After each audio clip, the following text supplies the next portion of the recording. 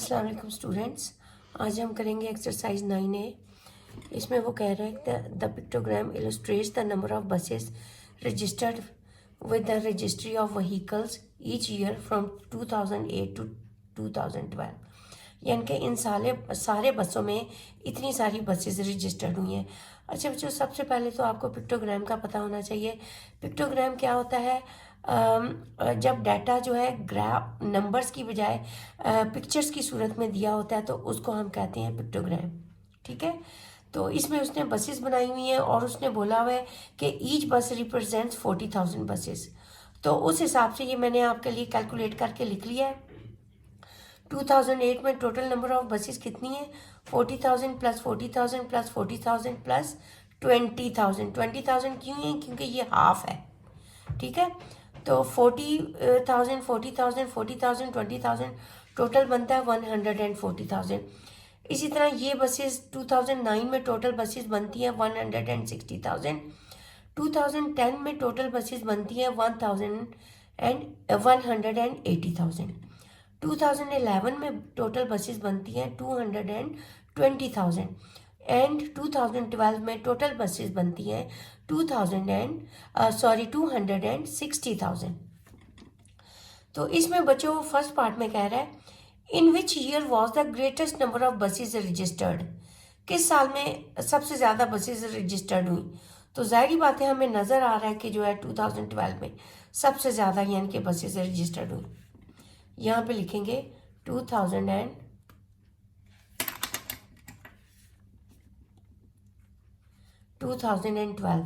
ठीक है, फिर वो अगले पार्ट में कह रहा है estimate the number of buses registered in that year.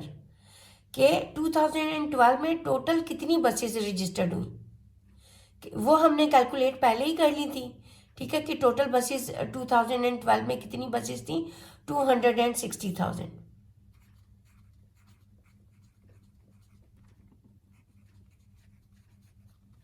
ठीक हो गया बच्चों, फर्स्ट पार्ट हो गया। सेकंड पार्ट में वो कह रहा है estimate the total number of buses registered from 2008 to 2012। Total number of buses हमने बतानी है कितनी 12 हुई, कितनी यानी कि जो है वो रजिस्टर्ड हुई है। टोटल नंबर ऑफ बसेस 2008 से लेके 2012 तक। तो वो टोटल नंबर ऑफ बसेस हम कैसे बताएंगे? इन सब को प्लस कर लेंगे। तो इन सब को प्लस करके क्या आंसर आता है? मैं कैलकुलेटर से करती हूँ।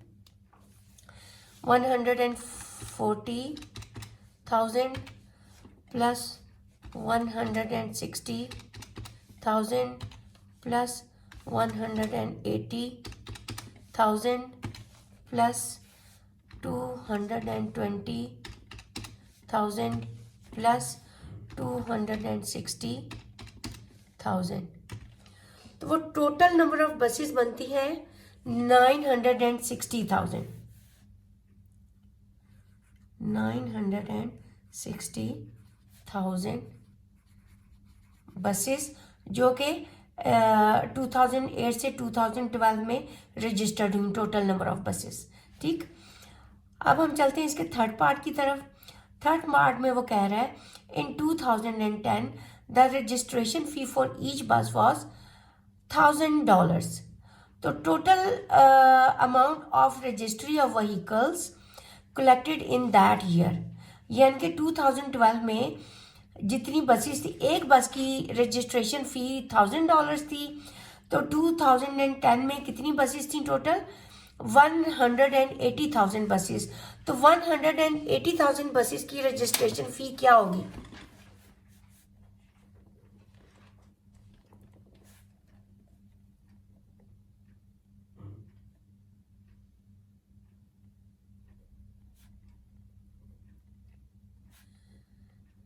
रजिस्ट्रेशन फी फॉर वन बस, ईच का मतलब होता है वन, वो कितनी है? $1,000। तो रजिस्ट्रेशन फी फॉर उस ईयर में कितनी बसें, उस ईयर में टोटल कितनी बसेस थी? 2010 में 180,000 बसेस थी।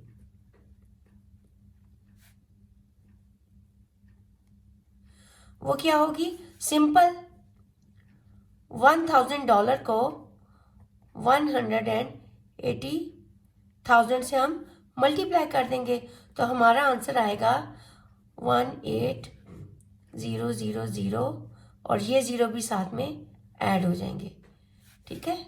और आपका इधर डॉलर का साइन लग जाएगा यूं। ठीक हो गया बच्चों। अब चलते हैं हम इसके फोर्थ पार्ट की तरफ। तो पहले हम लिख लेते हैं थर्ड पार्ट का क्या आंसर आया है। 180,000,000 डॉलर्स। इधर जगह नहीं बची, मैंने एंड पे डॉलर का निशान डाल दिया, कोई बात नहीं। अच्छा बच्चों, अभी हम इसके फोर्थ पार्ट की तरफ चलते हैं। फोर्थ पार्ट में वो कह रहा है कि estimate the percentage increase in the number of buses registered from 2011 to 2012। तो आपने इससे पहले परसेंटेजेस का चैप्टर आपने पढ़ा होगा, उसमें हम परसेंटेज इंक्रीज कैसे निकालते थे। हमारे पास फार्मूला था परसेंटेज इंक्रीज कैसे निकालते थे। जो इंक्रीज आई होती है, increase divided by original value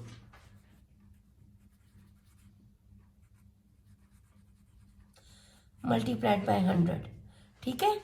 तो वो आपके पास आ जाती है, ये देखें, इसका फोर्थ पार्ट है। परसेंटेज इंक्रीज क्या आएगी, increase divided by original value multiplied by 100 which is equal to, increase हमारे पास कितनी आई है 2011 से 2012 तक। 2012 में 260 बसेस थी। इससे पहले फार्मूला में वैल्यूज पुट करने से पहले हम इसका इधर रफ वर्क करते हैं, ठीक है। पहले हम निकालेंगे इंक्रीज। 2011 और 2012 कितनी इंक्रीज आई है, तो जितनी 2012 में बसेस थी उनमें से 2011 की बसेस को हम माइनस कर देंगे। 220,000 minus 260,000 minus 220,000 which is equal to 260,000 minus 220,000। तो वो आपके पास आ जाती है बच्चों 40,000। एक दफ़ा मैं और कर लेती हूँ। 260,000 माइनस 220,000, वो आपके पास आ जाती है, इंक्रीज आती है आपके पास 40,000। यहाँ पे हम लिखेंगे, इंक्रीज में लिखेंगे 40,000 डिवाइडेड बाय ओरिजिनल वैल्यू यानी कि प्रीवियस वैल्यू के 2000। ओरिजिनल वैल्यू यहाँ पे 2020 थी ना, इन दोनों सालों में इंक्रीज बतानी थी, यानी कि जो इस साल से इंक्रीज होना शुरू हुई है ना, प्रीवियस वैल्यू जो होती है, जो वहाँ से इंक्रीज होना शुरू होती है, तो उसी को ओरिजिनल वैल्यू कहते हैं। जहाँ से इंक्रीज होना शुरू होती है वो क्या है 220,000 मल्टीप्लाइड बाय 100। तो 100 के 2 ज़ीरो इससे कट गए, फिर ये 2 ज़ीरो जो है ऊपर वाले 2 ज़ीरो से कट के, तो 400 डिवाइडेड बाय 22 हमारे पास बचता है 400 divided by 22।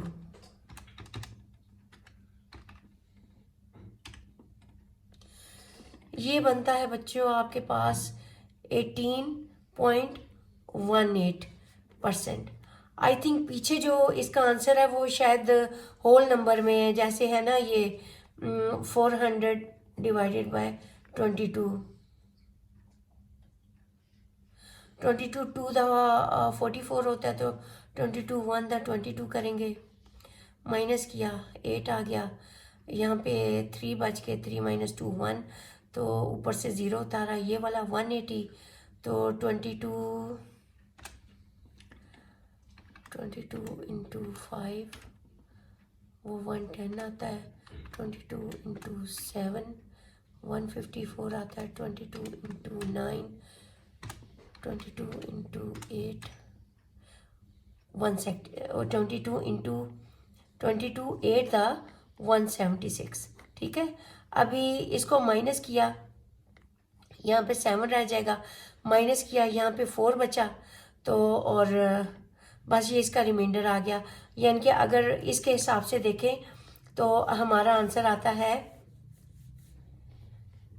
18 whole 4/22।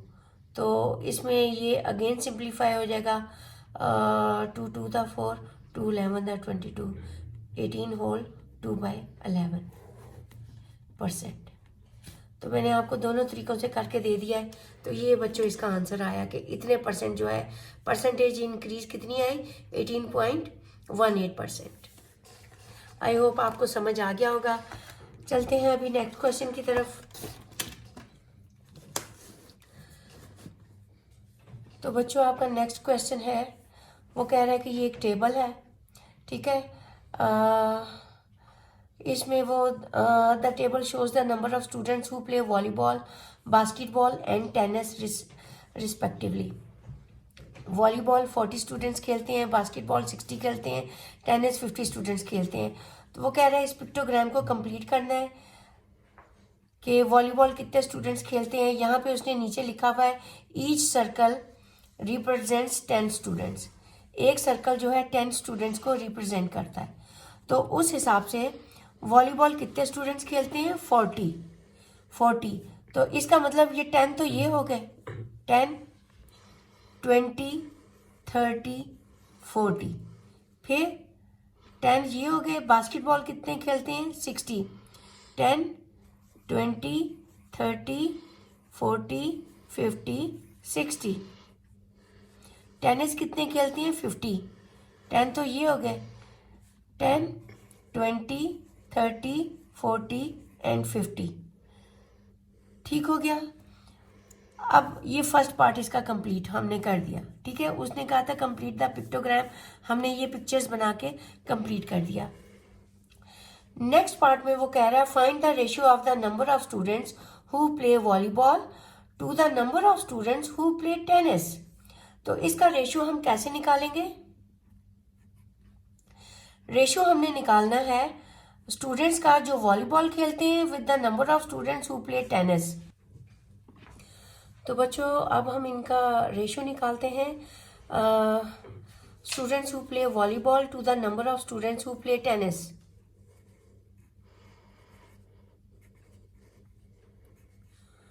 Volleyball ratio to the students who play tennis. तो वॉलीबॉल कितने खेलते हैं, 40, रेशियो टेनिस खेलते हैं 50। एंड वाले 0 कट गए, तो रेशियो इसका आ गया 4:5। Simple is that. अब हम चलते हैं इसके थर्ड पार्ट की तरफ। तो स्टूडेंट्स अब हम इसका थर्ड पार्ट करते हैं क्वेश्चन नंबर 2 का। वो कह रहे हैं express the number of students who play tennis as a percentage of that who play volleyball. तो ये बिल्कुल वैसा ही है जैसे हम किसी सब्जेक्ट में मार्क्स हासिल करते हैं, जैसे हमारा रिजल्ट आता है obtain marks divided by total marks multiplied by 100, percentage निकालते हैं। बिल्कुल वैसा ही है कि किसकी परसेंटेज निकालनी है, टेनिस वाले स्टूडेंट्स की बास्केटबॉल वाले स्टूडेंट्स के साथ। टेनिस वाले स्टूडेंट्स कितने हैं, 50 डिवाइडेड बाय बास्केटबॉल वाले कितने हैं, 60 मल्टीप्लाइड बाय 100। तो आपका आंसर आता है 83.3%। ठीक है, इसको आप यूं भी शायद पीछे 83 होल आई थिंक शायद 1/2 है, वो कैसे आता है, वो इस तरीके से आता है 50/60 मल्टीप्लाइड बाय 100 का 0 इससे कट गया, तो ये आपके पास आ गया 500/6। अब हम 500 को 6 के साथ डिवाइड करेंगे, तो 6 9 था 54, 6 8 था 48, माइनस किया 2 बचा, ऊपर से 0 उतारा, 6 3 था 18, माइनस किया 2 बचा, ठीक है, तो ये आपका आंसर बनता है 83 होल 2/6, 2/6, 2 1 द 2, 2 3 द 6, इसको भी सिंप्लीफाई कर लिया तो 83 होल 1/3 आपका इसका आंसर आ गया। होप आपको समझ आ गया होगा। अब हम चलते हैं इसके थर्ड क्वेश्चन की तरफ। तो बच्चों थर्ड क्वेश्चन में वो कह रहा है कि ये एक टेबल है, इसमें वो कह रहा है कि it shows the number of copies of newspapers distributed to household from 2008 से 2012 तक कितने कॉपीज जो है न्यूज़पेपर की डिस्ट्रीब्यूट हुई हैं। 2008 में इतनी हुई, 9 में इतनी हुई, 2010 में इतनी हुई एंड 2012 में इतनी हुई। ठीक है, अब वो कह रहा है कि बार ग्राफ बना के इस इंफॉर्मेशन को आपने दिखाना है। तो बार ग्राफ हम कैसे बताएंगे, ये देखें,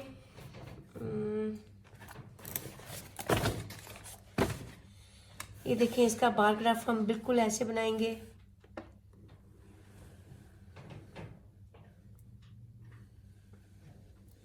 मेरे पास ग्राफ नहीं है, मैं आपको इसके ऊपर बना के दिखा रही हूँ, आपको समझ आ जाएगा। ये भी बहुत आसान तरीका है।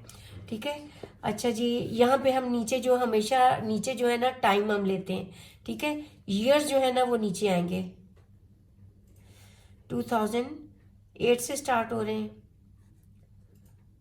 2008, 2009, 2010, 2011, 2012। अच्छा जी, नंबर ऑफ कॉपीज सबसे मिनिमम नंबर 250 है और मैक्सिमम नंबर 315 है। 250 से स्टार्ट हो रहा है, मैं 250 यहाँ पे ले लेती हूँ। 250 10 के गैप से ले लूँगी। 260, 270, 280, 290, 300, 310, 315। ठीक हो गया बच्चों। अब हमने ग्राफ बनाना है। 2008 में 250 कॉपीज डिस्ट्रीब्यूट हुई हैं, यानी कि 2008 में इसका बार यहाँ तक गया है, 2050 तक। 2009 में 275 कॉपीज डिस्ट्रीब्यूट हुई हैं। 275, ये देखें, 270 280 के बीच में आएगा।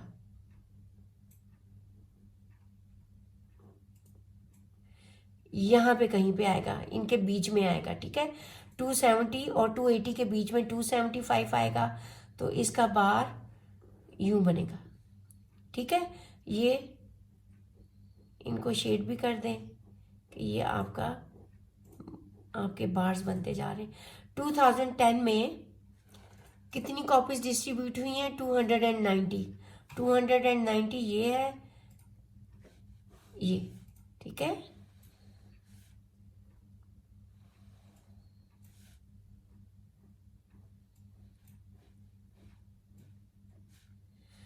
और 2011 में 315 कॉपीज डिस्ट्रीब्यूट हुई हैं।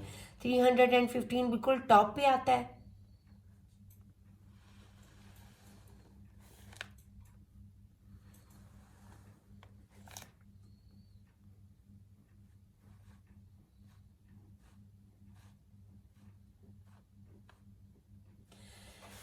ये बन गया आपका बार 2011 का।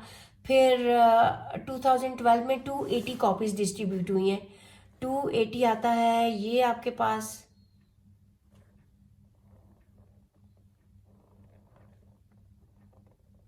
वो स्ट्रेट नहीं बन रहा, लेकिन आई होप आपको समझ आ जाएगा। तो ये बच्चों आपका इजी बार ग्राफ बन गया है। इधर नंबर ऑफ ईयर्स था और इधर था नंबर ऑफ कॉपीज।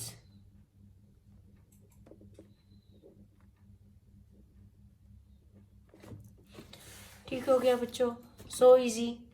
तो ये आपका बेसिक लेवल यहाँ पे हो जाता है। फर्स्ट 3 क्वेश्चंस यानी कि बेसिक लेवल डन हो गया यहाँ पे।